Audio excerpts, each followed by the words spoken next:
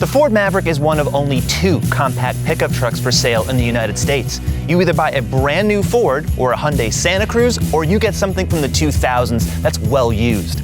This truck for 2025 now adds all-wheel drive to that hybrid powertrain, 40 mpg in the city, plus it's offering everything that we already loved about the Maverick. A great size, great ride, perfect car ride and performance, and a price that's still very approachable as all the prices keep rising. Let's go for a drive.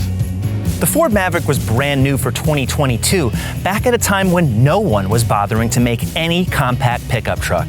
Now there's only one other competitor, and we've tested all of the Mavericks in each model year: the base XL Hybrid, the Turbo Tremor, and the Turbo XLT. Now I'm driving the XLT Hybrid, and this is the first time a Maverick Hybrid has ever been offered with all-wheel drive. It's quite refreshing to stand by a Maverick because it's not towering over me like any other, even mid-size pickup truck. And forget full-size and heavy duties, they're all mammoth. This is a truck that's approachable. You can go behind that 4.5-foot bed on any side, reach inside, and not actually have to get on your tippy toes or use a ladder. This is an approachable truck, and that's why it's so usable. For 2025, there's some new wheel designs, particularly in the front end. That's what's really different. There's now these hook-shaped headlights. LED projectors are optional, but there's a new grille design across every single trim. When you get the upper trims like the Lariat and the Tremor, you're getting projector headlights, slightly spiffier designs. You can also opt for a black package. That's new for 2025. There's also a Lobo, which has a nice street truck. It's lowered. This is the XLT. It's the hybrid all-wheel drive. It's the trim you're most likely to find on the street. It's a handsome truck. Every truck comes with the 4-door crew cab, tons of room inside, and on the outside, it's just basic, it's livable. I keep saying that because it's something you can park. You can drive it like a normal vehicle, and it just looks good after all these years. The Maverick comes pretty basic. That's the whole point. You're gonna have to order options like this heated steering wheel, which actually has a smoother vinyl covering on it than the standard truck. But the passenger seat is manual. This one is powered. Again, this is on the XLT luxury package. The Maverick, though, is all about keeping it simple for the most part. The climate controls are now in this larger touchscreen, so the controls are a little more complicated than before, but it's still quite a simple truck, especially for something so modern.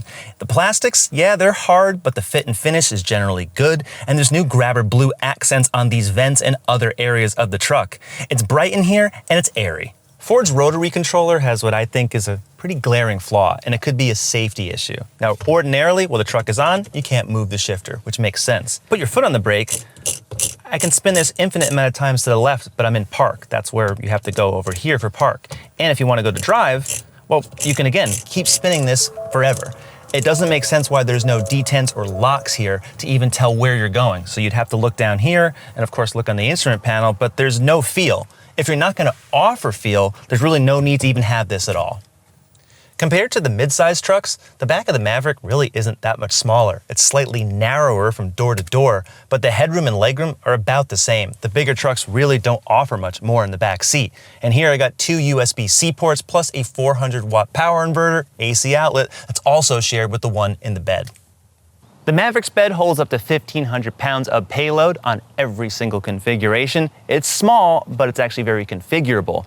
On either side of these wheel wells, you'll see these little notches. You can put wood planks or pieces of metal there to have a kind of cargo divide system. You can do it yourself. And even though that these rails here, Ford will actually recommend that you do that yourself. It's the first time I've seen, especially a pickup truck manufacturer, tell you not to buy an accessory. But Ford is letting you do that because all of this is really nicely accessible. Even back here, 12-volt outlets on either side. They're actually the raw plugs. When you remove that, you can just plug in any single accessory you want. There's also 400-watt AC inverter on this version. It's the hybrid, and that is also inside the cab. But you can also access the lighting straight with a button right here. You don't have to go into the cab to put them all on. Another nice feature, on the tailgate, it'll actually rest in this mid position. You can move these cable straps to up here, so that way, if you're not using the tailgate extender or you just don't have one, you can rest wood or anything right here in the midpoint. So that's pretty nice. And there's also integrated bottle openers. Well, Ford says they're for that,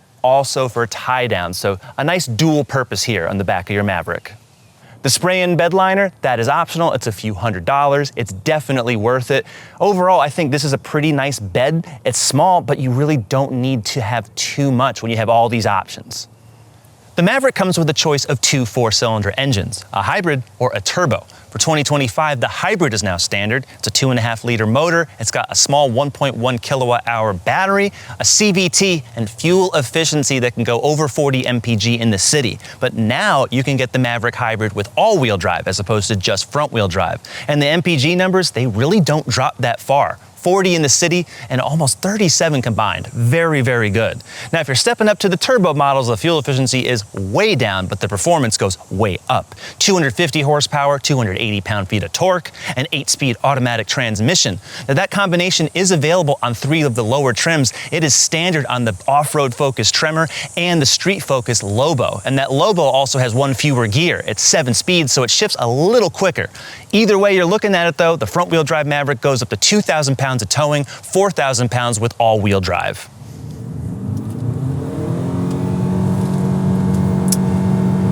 The Maverick is a little noisy under full throttle, but what's really important is that there's momentum. This is a light truck, and despite there being less than 200 horsepower, the hybrid system works great. And that's why you can cruise at really in the mid-30s on the highway easily. I've been averaging close to 40 mpg the whole time I've had this truck. You're not going to get that level of efficiency or running costs in any pickup truck at all. But aside from efficiency, the Maverick drives really well. This is a car-based chassis.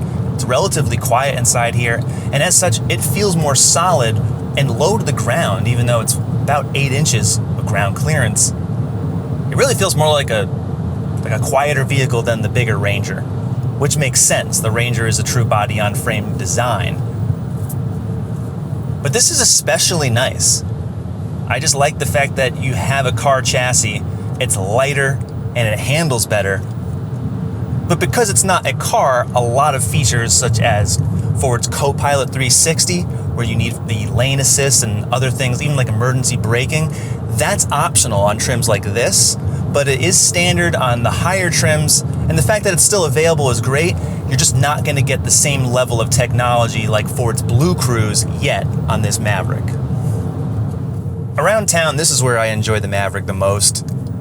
The size, the fact that it's peppy, and I've driven the Turbo Maverick, which really scoots. It's the same turbo engine in the top trims of the Ford Bronco Sport. Watch those reviews. It's a great engine. But truly, unless you need the full amount of power when you're towing, well, you don't really need an engine that big in a truck this small. The steering also has a nice direct feel to it. And really, this is a truck that you can go short distances or long distances. The comfort is the same no matter what. The ride quality is also good. The springs here are light duty, which is really, for most people, you don't really need the capability to tow 8,000 or more pounds. And so that benefit is just the fact that this drives really just like any compact SUV out there. If you're comfortable with crossovers, you're going to be comfortable with a Maverick. I just like how fun the Maverick is to drive at moderate speeds. Now the big F-150 and even the Ranger, they handle and brake very well. But still, there's no erasing their weight or their bulk. Braking also is pretty impressive. The fact is, there's not a whole lot of pedal mushiness at all. You get that with the electric generation, but to be honest, I'm impressed by it. For what most people really need in a truck every day, I think you can get away with a Maverick just fine.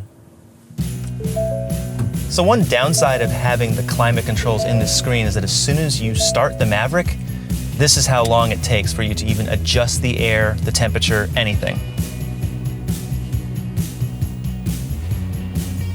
I just can't believe that Ford would do this and not have an updated system in here to really cope with the power it needs. So now we're finally in. There's still lag.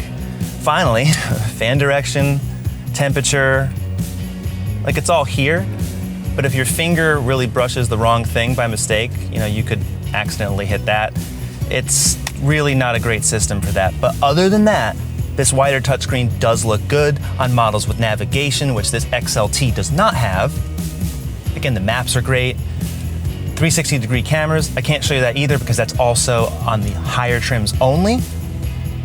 But the fact of the matter is that once this system is actually warmed up, there's now 5G connectivity, that's new, and wireless Apple CarPlay and Android Auto, that's a new feature for 2025, so there's certainly more functionality here. It's just that there's really no need to make the Maverick more complicated. Really, the beauty of this truck is that it doesn't have things in this screen. It was down below. So you'll get used to it, but I really don't prefer this upgrade.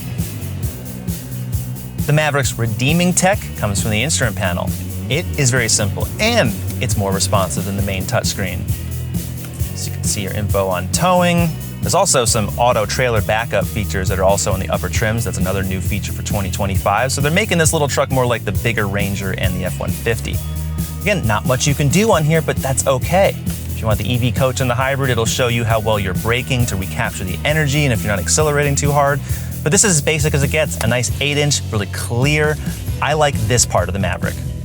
The 2025 Ford Maverick starts at $28,000. There are 5 trims. The one I tested with Destination, all-wheel drive, and the XLT Luxury package, $38,000. The competitors, the Hyundai Santa Cruz or a used Toyota Tacoma. Once again, the Maverick is one of our favorite pickup trucks, and there's no other pickup truck like it.